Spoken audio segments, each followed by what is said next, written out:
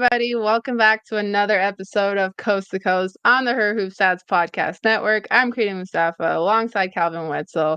It has been quite the Olympic break, but we are back to WNBA action this week. We're going to get into a bunch of Olympic stuff, our favorite moments, overall takeaways, things of that nature. And then we're going to get into the W teams that we're going to be looking out for the rest of the week and just things to watch in the second half of the season. Cal, first of all, are you ready? And second of all, how was your Olympic break? Because we talked a little bit about mine. That's got a lot of stories there, but would love to hear about yours. Yeah, I'm ready. We both went on a little trip. I think our trips probably looked a little bit different from what you just told me off air, but we're both back now. WNBA is about to be back. My break was great. I got really into the Olympics, like not even just basketball. I've watched a lot of basketball, but all like the other random sports that you only watch once every 4 years. Like that was a lot of fun.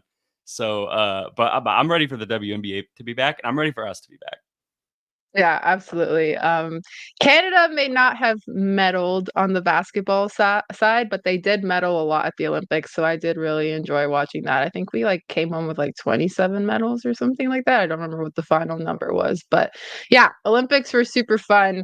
But let's get into the basketball portion of the Olympics because we're a basketball podcast. Obviously, we know Team USA won by 1 point over France to win that gold medal, their 8th straight gold medal at the Olympics, which is wild. And also the Team USA on the men's side, they won as well. So that was kind of a USA sweep there. But what was your kind of overall takeaway from the women's tournament? Because like I said, they did win by 1 point. So although it's a dynasty right now, things are shaken up a little bit. What was your takeaway from that? Yeah, the gap is closing.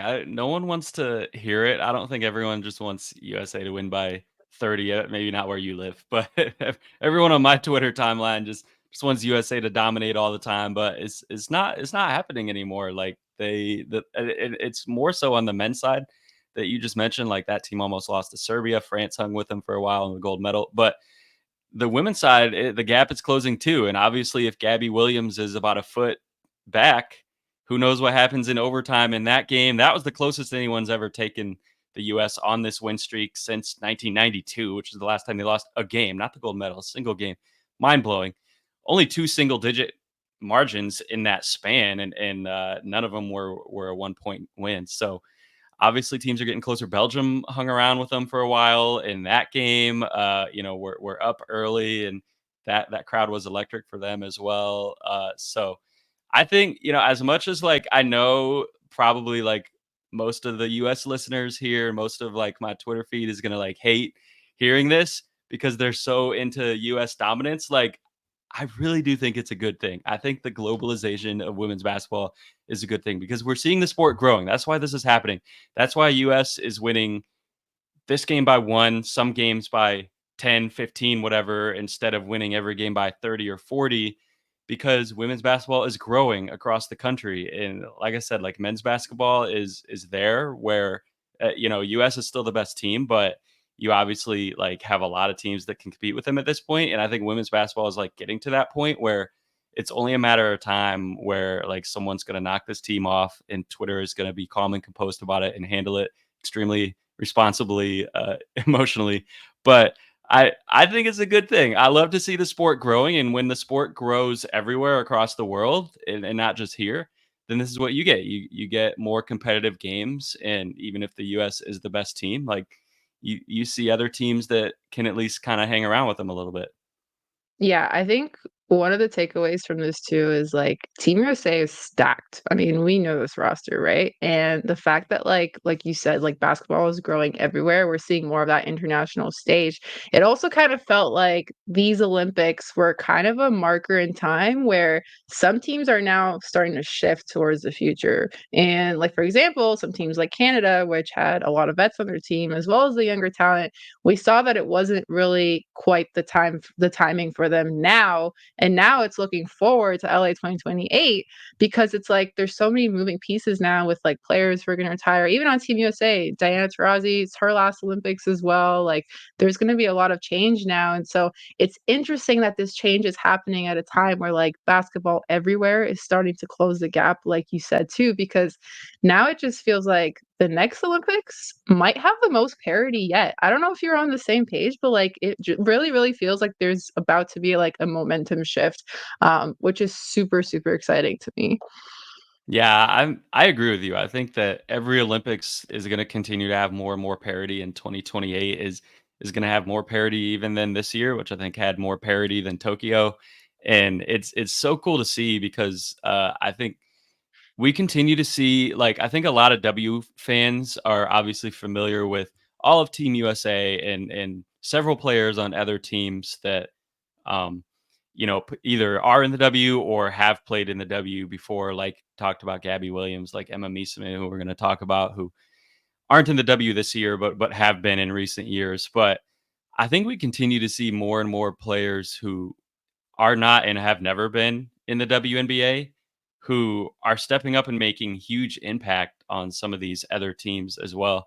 And I think you're only going to see that kind of continue to ramp up too into 2028, which is really cool to see. And again, just makes like more competitive and fun basketball. And how good was the basketball down the stretch of this tournament in the semis and finals? Just awesome games.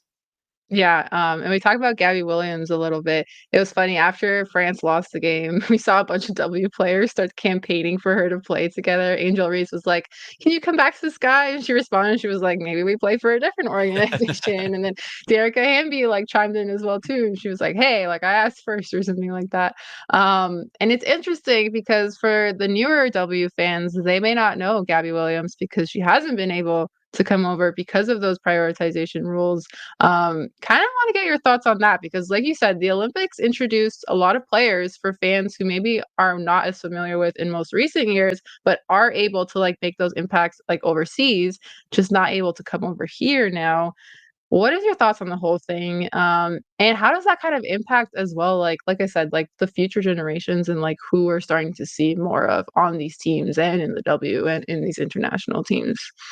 Yeah, I'm not a fan of prioritization of those rules. I think it robs us of players like Gabby in the W and like Marine Johannes obviously is another one on that same French team who we loved watching last year with the Liberty, and we don't get her in the W this year for the same reason. And selfishly, that would be really cool.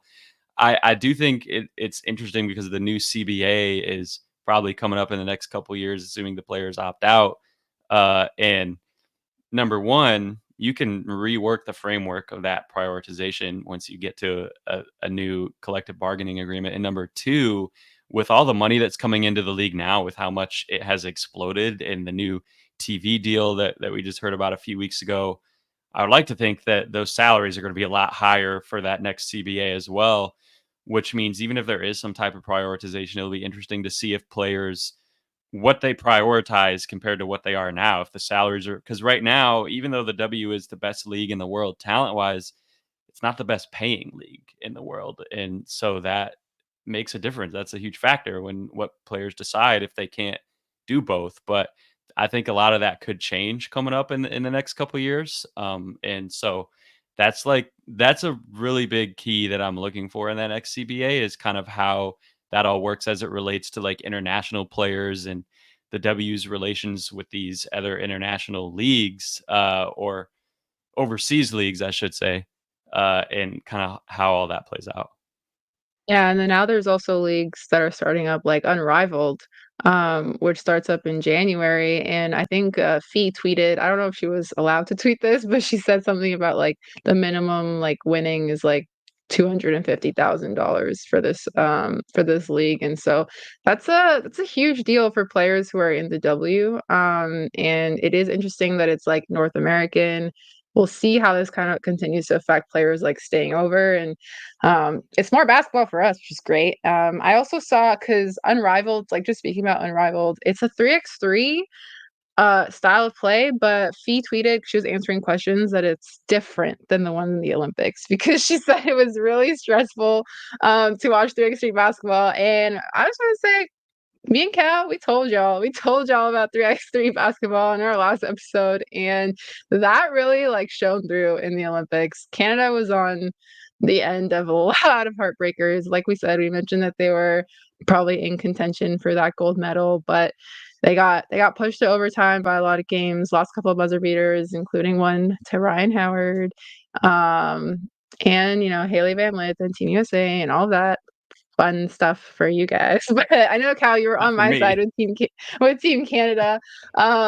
What were your thoughts on the 3x3 tournament? Because I feel like a lot of people were tuned into it because of USA's comeback and all of that. What were your thoughts on that side of the basketball tournament? Yeah, well, first off, someone can correct me if I'm wrong, if you know, or any of our commenters. I believe that one of the differences in Unrivaled is that it's going to be full court, but that the court Yes. is a lot shorter than a regular 5-on-5 court, but it's still obviously different than what you see in like FIBA or Olympic 3-on-3. Is you do have full court, which is going to be really interesting. But in terms of like the Olympic, I mean, yeah, I was so heartbreaking. I will stand by that. I think Canada is the best team because when you look at Canada's wins, that their wins were blowouts. Which in 3-on-3, if you win by like 8, that's a blowout. That's dominant. You're playing to Yeah.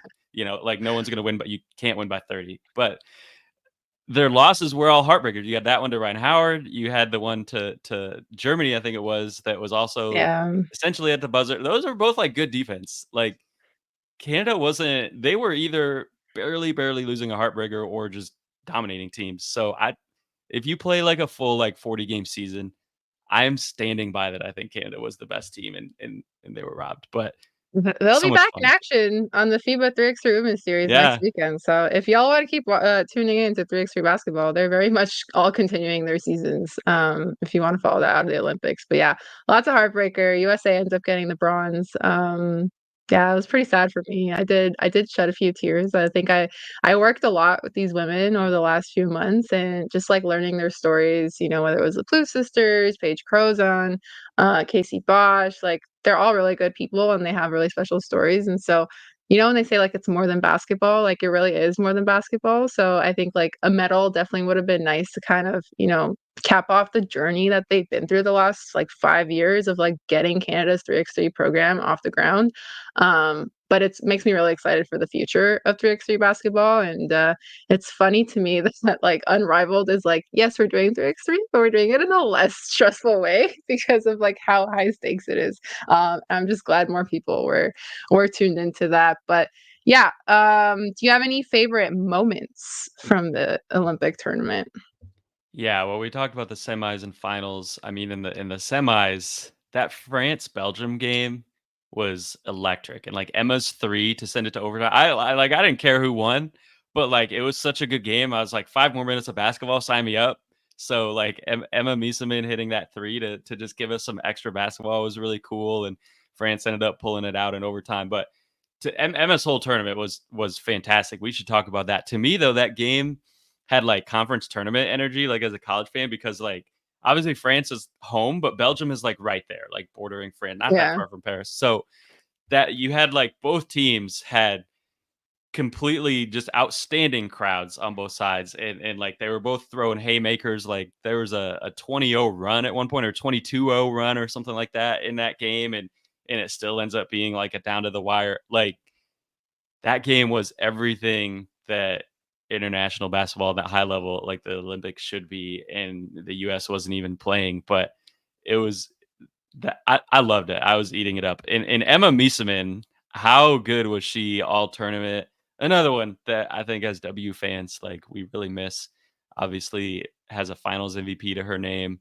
And she, if anyone was gonna win the MVP, not from US, either Gabby Williams or Emma Miesemann, both had absolutely incredible runs throughout the whole Olympics. Asia rightfully won the MVP, and Stewie was right there too. I think when I saw the all tournament team or whatever, I was like not sure who was going to be fifth because there's such a big four. There's like Asia and yeah. Stewie dominated all tournament, which is so cool when you watch them play together because you see them going against each other so much, and going back to Storm Aces and then Liberty Aces, but when they team up, like they're just unstoppable. But what Emma did and what Gabby did in this tournament, I think like really needs to be recognized, and what both those teams did, France and Belgium. So that was one of my favorite moments, just that whole game, honestly. And then like Asia's post game interview after winning gold, iconic moment. And talking about Ka, like that is going to be etched in history I wish forever. we I don't know if clipped we have, that. we It's such a should, but good like clip. we should, maybe we can like go back and get the clip and put it in, Someone on YouTube or definitely something. tweeted it. Yeah. Yeah. I don't know if we have shirts yet. I feel like that's like a t-shirt waiting to happen.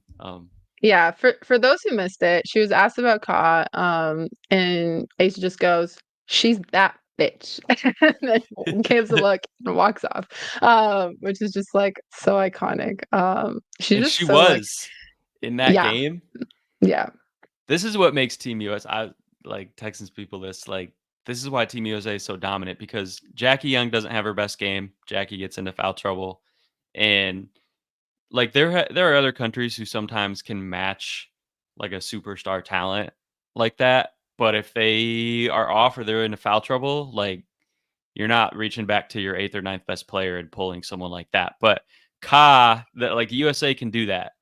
If it's not Jackie's game, you go get Kalia Copper off the bench. And so USA is just going to keep coming at you in waves with the depth that they have. And like, that's why they came out on top. But I think that gap that we're talking about that's closing, like that's going to close when more teams get more depth. yeah, for sure. Some other favorite moments from the tournament. We talked a little bit about Canada being on those 3x3 buzzer beater heartbreaks, but like it was super cool for those other teams to get that and experience that. Also, Australia's run to bronze. I think, after the heartbreak injury from Beck Allen to start and have her missing out on the Olympics, I think we were all really sad for her. But Ezzy, go off. She was great. And I was really, really happy to see that and see Australia get the bronze. It was just like spoke to like you said, like how close it was. Like it could have been Belgium as well, like easily. So really cool. And then I think like from both the men's and the women's tournaments, like just want to like talk about how special the Paris venue was. I think France making it to silver. I think like the atmosphere, like you mentioned, was just like really cool. All the venues look super, super cool in basketball and everything else. Like, I just think the energy was amazing and like they came through. Like they really came through from start to finish, which just made the whole thing like a really cool story too. Because at the end of the day, it's all about the stories. So I think it's really, really cool that France got to cheer on their teams from home like that to see them do really well. Yeah, I agree. And the venue, I love, just as a side note, like the outdoor venues when you had like the Eiffel Tower in the background and they had like the Yes. drone shots or whatever. Very well done, France and Paris on just these Olympics as a whole. Yeah, totally agree. All right, Cal, anything else on the Olympics before we get back to some WNBA talk? I'm counting down the days till 2028. That's all I Yes, got. yes. Coast to Coast will be in LA on the West Oh, you Coast heard it here on first. 2028. There we go. You heard it here first. We'll see how this ages in 4 years, but uh, but we're manifesting it. All right, let's get to some WNBA talk. Okay, we're back. And guess what? The WNBA, not that anyone cares, but like it's back on my birthday, which I feel like is a little Let's bit special. go. Last year, the Commissioner's Cup, or like there was one year where the Commissioner's Cup was like on my birthday, and this year the WNBA is coming back on my birthday.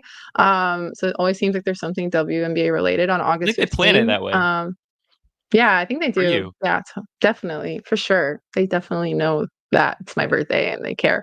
But anyway, what are you looking forward to this week as teams kind of start to get back into it? Yeah, I'm really interested to see like how teams look coming off that break, because there's a lot of teams that are in a lot of very different situations in terms of like their rosters participation or lack of participation in the Olympics, and like how rested they are or not. Sky are the only team in the league with 0 Olympians, so looking at, are they going to come out fresh? I think they have a good shot. Fever had just Christy Wallace, so for the most part, like all of their stars, Aaliyah Boston, K. Mitch, like Caitlin Clark, like Melissa Smith, they should all be pretty rested, especially Caitlin Clark, like coming off of basically playing basketball from October to July straight, coming off that college season. Yeah. And like Angel Reese, same thing for the Skies. So some teams are going to be tired. Some teams are going to be rested. The Mercury have 4 starters who were in the Olympics, and one of them, I don't know if she's healthy yet, Beck Allen, after missing, like you said, Australia's run. The Aces had 6 Olympians, obviously 4 on Team USA. Megan Gustafson for Spain, Tip Hayes, shout out Azerbaijan 3-on-3. So some of those teams, I don't know how they're gonna. Are they gonna be ready to go right away? Or are they gonna like need a little bit of rest? Because you're getting back on like today, I guess, right? And from Paris, Yeah. and I think, and so you only have like a couple off days before you go right back into WNBA play. Like I think that could make a big difference in those first couple games. And then I'm looking too at like the bottom of the standings. I think you might have some players coming back for some of these teams at the bottom of the standings who, like, part of the reason they're at the bottom of the standings is because they were missing some of these players, like Dallas tied for last. Satu Sabali obviously played in the Olympics for Germany, so she should be back for them now. Hasn't played a game for them yet in the WNBA season. Mystics maybe getting Carly Samuelson back. They may be getting Shakira Austin back. I saw Jen Hatfield on Twitter reporting both of them were practicing fully in August. That Brittany Sykes wasn't practicing 5-on-5 yet, but hopefully they get her back at some point. I'm not sure like if either of those teams are looking to make a push at all at this point in the season. But if they get some healthy players back and they want to try to make a push, they're going to have an opportunity. And then I'm looking for.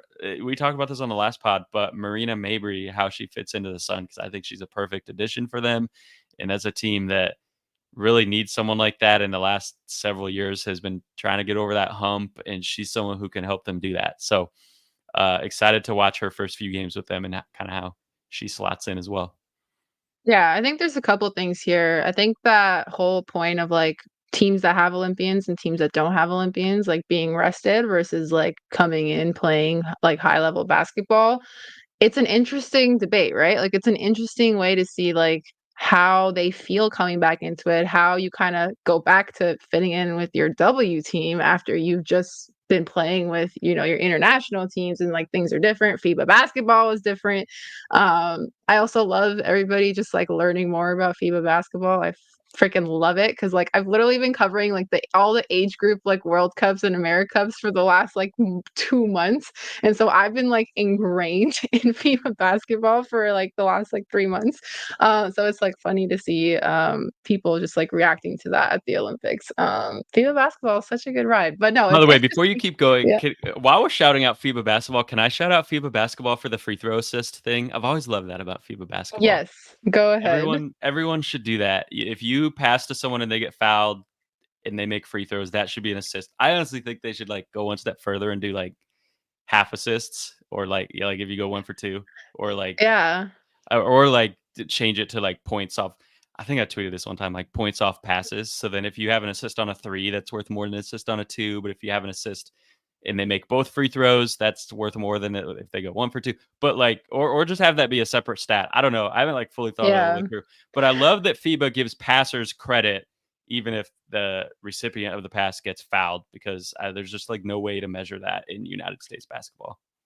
Yeah, and the one thing that is the same in FIBA and for the W is that like they both have 10-minute quarters, and I think people on the men's side were realizing like just how quick the game goes when you do have 10-minute quarters, and that is the one thing that I think I'm just like over 12-minute quarters in general. Like I love how fast-paced FIBA and the W kind of makes games be because it's like every possession matters, and to me that's like so exciting in basketball. Maybe that's why I really like 3x3 basketball too, because it's like really every possession matters.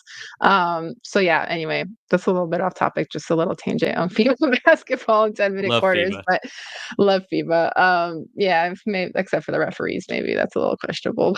It's another conversation for another time. But yeah, it'll be interesting to see which teams, I saw Asia Wilson tweet, "Yay, Olympic break and All-Star break starts," and she has like what, 4 days, like you said, 3 days after getting back today.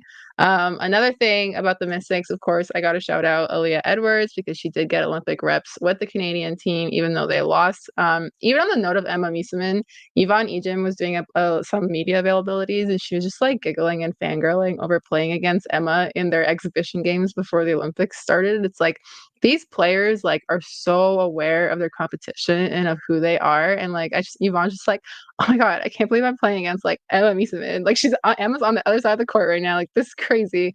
So yeah, no, it's really cool to see that stuff. And then yeah, the Sun. So interesting. I looked at their schedule. They have a fairly easy one coming up in the next week, which I think is good when you're just kind of like coming back from the break and coming back from the Olympics. Shout out Alyssa Thomas. You are a gold medalist. I feel like we didn't really get to talk about her either that much. So shout out to her. But yeah, they could. I was looking at the standings. It is still kind of close. The Liberty are still in front.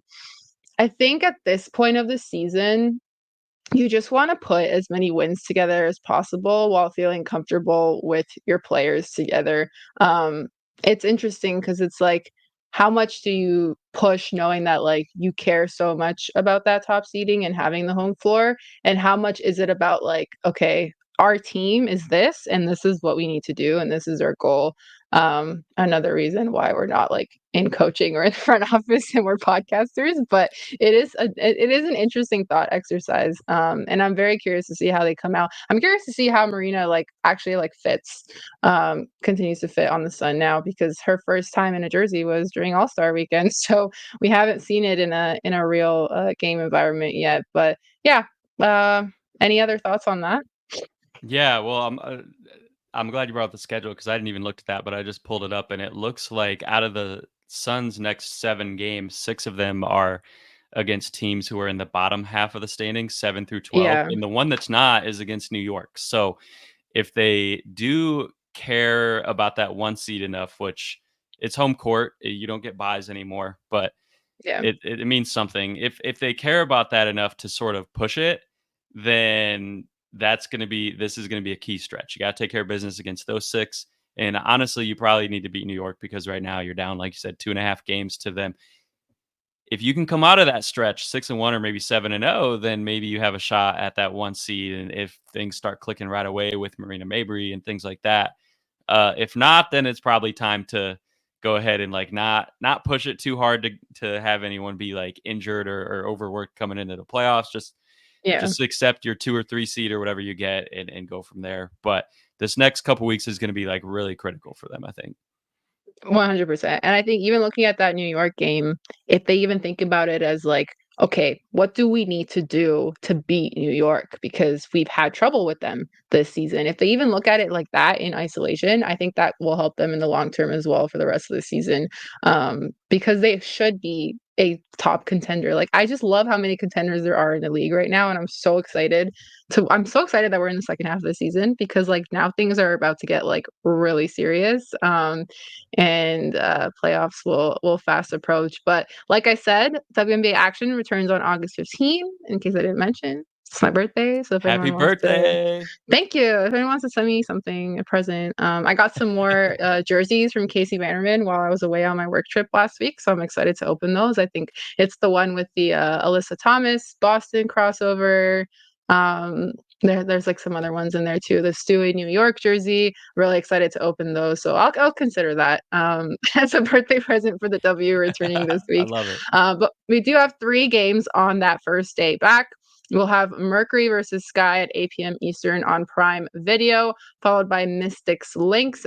I say followed, it's at the same time. 8 p.m. Eastern on ESPN3 and League Pass, and then followed by Liberty versus Sparks at 9 p.m. Eastern on ESPN. So that's a good 3 game slot to kind of get back into things.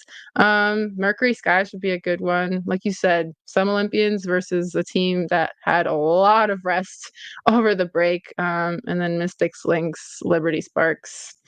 Yeah, really excited for those. Any thoughts on those games in particular, Cal, before we wrap things up?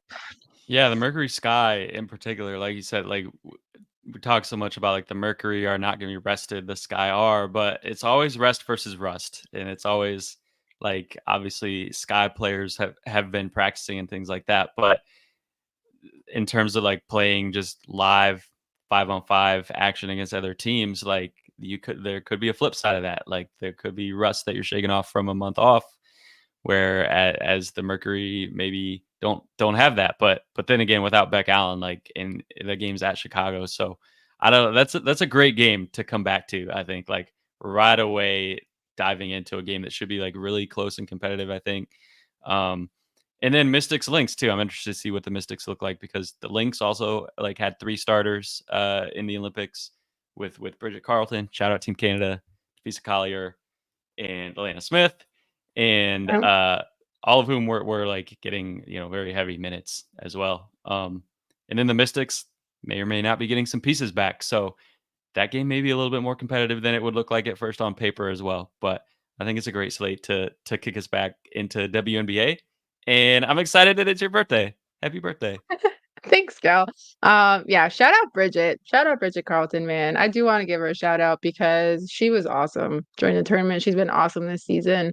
I know she carries a lot of that on her shoulders, and it didn't go the way that they wanted for Canada. But I did want to give her a shout out because she is playing literally the best basketball of her life. And so I'm excited to see what her and the Lynx do in the second half of the season. All right. Well, there goes another episode of Coast to Coast. And I feel like we're going to be a little bit more consistent now that we're out of the Olympic break and some of the more hectic things are over. So thanks so much for rocking with us. Make sure you're following us on socials at Her Hoop Stats. Make sure you're subscribed to YouTube. Did I shout out YouTube today? I feel like I didn't. But here's your shout out to go.